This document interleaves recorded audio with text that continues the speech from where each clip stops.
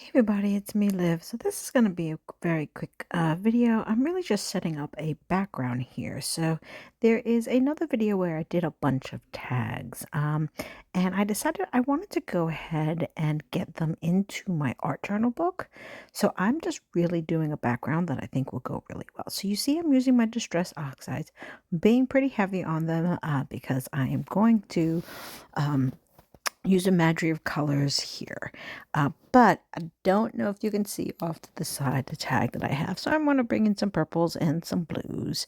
I do tend to not want to use the same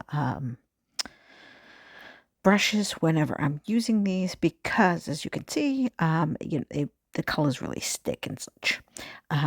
So now that I have that all down, all I'm really going to work on now is trying to put an extra layer because depending on what I decide to do, you might want to have an extra layer. And I felt like I was lacking a little bit more of the purple. I wanted to bring that in. But then when I did that, I said, oops, I don't really have any more of my rusty hinge and I want that orange to come out a little bit more. So I brought back the rusty hinge and kind of brought that color in there. I only have that clip solely for the purpose of holding down. And once I move that, I'll go ahead and color that. So I'm going to just take the yellow because, again, lost some of the yellow too. So now that I have that going, I'm going to go ahead and move on to doing something with the background, which is actually going to be pretty simple here. So with all these layers, I'm going to be focusing on actually just using more Distress Oxides with the stencil. This is one of the new All Create stencils. So I purchased this one. That's a good question. I don't even remember where I purchased that one. Oh, I think it was Joggles. I think I got these from Joggles. They had the whole new line, and I really, really love the stencil. So I'm just going to go ahead and put it all over the place. I'm going to bring out the purple a little bit more by doing this. Um, and then I'll use any other colors that I want to use here. Um, because I just, for some reason, no matter how many times I've added that purple, it's just as soon to fade away. So now I'm going to be trying to bring it into the white, and this pad is not doing it for me. So goodbye, pad. Let me bring out another one. Let's see if the Distress inks from the Picket Fence will do anything here. And it doesn't. I'm trying to see if I could stamp with this. Nope, not working.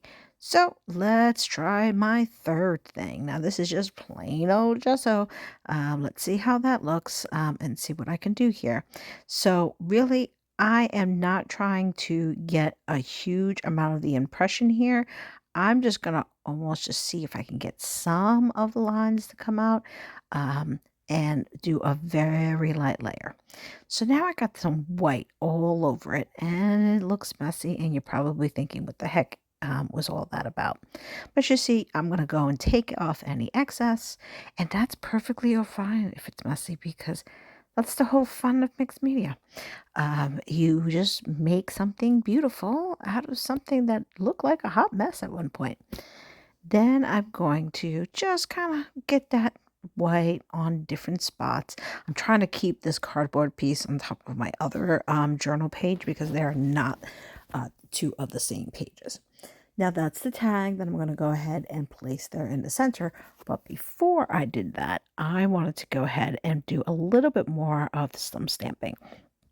So again, one of the All Creates brand new ones, and then I'm going to just stamp it. I'm using First Clear ink here. I really feel that gives a really rich black color when I do that. I actually am not worried about getting a super clear impression because again, this is just to fill in some of the colors and add some different stamped textured layers here. So I'm just trying to get off as much as I can. And you know what? I'm pretty happy with that. I don't want it to be crazy black, so I'm not going to do that. These are cutouts that I did a while ago from a bunch of die cuts that I have. Can't tell you if I know whose is whose because I just throw them in a bag, as you can see here, and I'm just going to go ahead and put them all over. So I'm going to put these flowers here underneath it, glued that down, and I'm just using my good old-fashioned art glitter glue.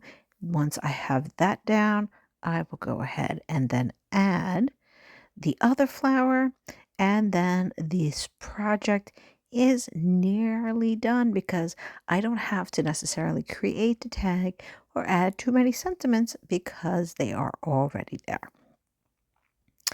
So once I have that down, decided just to ink up the edges a tiny bit on the project. And that is pretty much my finished page. Let me move all of this out of the way so I can bring the page a little bit closer to you. So there is my finished project. What do you guys think? Now, if you're actually interested in the other page, that video is coming up as well soon. So as you can see, just with using Distress Oxide, some stencils and stamps, it creates so much depth on the page, and it doesn't have to have tons of layers. So I hope you guys enjoyed the video, and thank you so much for watching. I'll see you soon. Take care, guys.